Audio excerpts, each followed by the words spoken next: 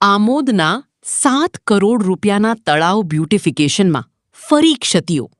તપાસ પર તપાસ, પરંતુ કાર્યવાહી ક્યારે?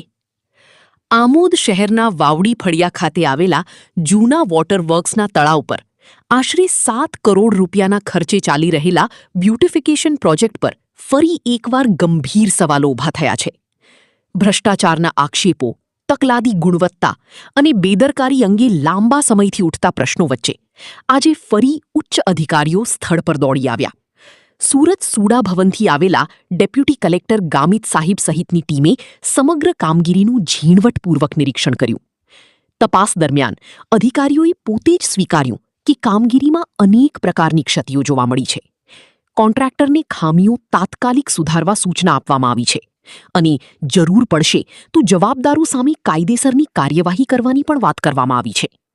પરંતુ સૌથી મોટો પ્રશ્ન એ છે, જો દરેક તપાસમાં ખામીઓ જ મળી રહી છે, તો અત્યાર સુધી જવાબદાર કોણ?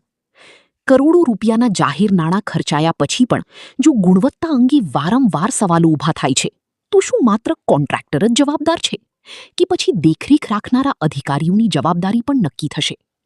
આ પહેલાં પણ અનેક વખત તપાસો થઈ, રજૂઆતો થઈ, મીડિયા અહેવાલો પ્રસિદ્ધ થયા. શું કહેશો સાહેબ, આજે તળાવ બ્યુટિફિકેશનની કામગીરી ચાલી રહી છે, જેની અંદર જ્યારથી તળાવ બન્યું છે ત્યારથી લઈને અત્યાર સુધી લગભગ ઓછામાં ઓછી 10 વિઝિટ તો અમે જોઈ હશે પ્રાદેશિકમાંથી.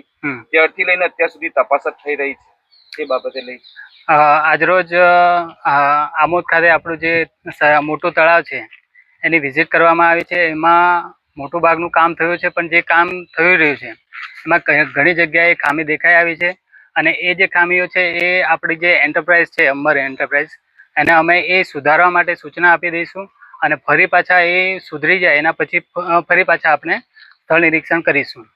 અનેક વાર સાહેબ સૂચનાઓ આપી છે, તેમ છતાં પણ હજુ સુધી તેની અમલવારી નથી કરવામાં આવી.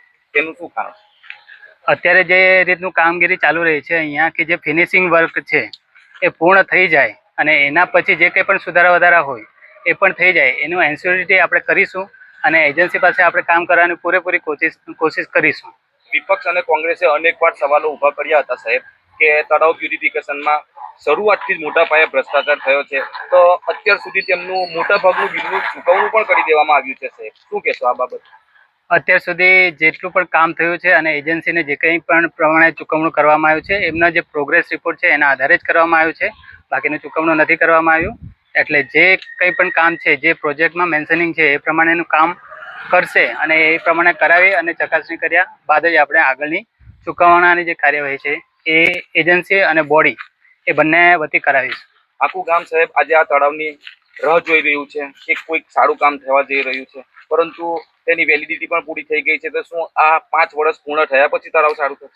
જેમ બને તેમ ઝડપથી આપણે આ જે તળાવનું બ્યુટિફિકેશનનું કામ છે અથવા વૃક્ષારોપણનું કામ છે અથવા જે કંઈ પણ કામગીરી બાકી છે એ તાત્કાલિક ધોરણે પૂર્ણ થાય એ પ્રમાણે આપણે કામગીરી કરાવીશું. કોન્ટ્રાક્ટર પાસે સાહેબ તમે દંડ કરાવશો કે પછી કાયમી માટે કામ સારું થાય તેવું? ભવિષ્યને ધ્યાનમાં રાખીને જે કંઈ પણ કામગીરી થઈ છે એનું સસ્ટેનેબલ કામ અહીંયા જળવાઈ રહે એ પ્રમાણેનું આપણે આયોજન કરી એમની પાસેથી કામ કરાવીશું.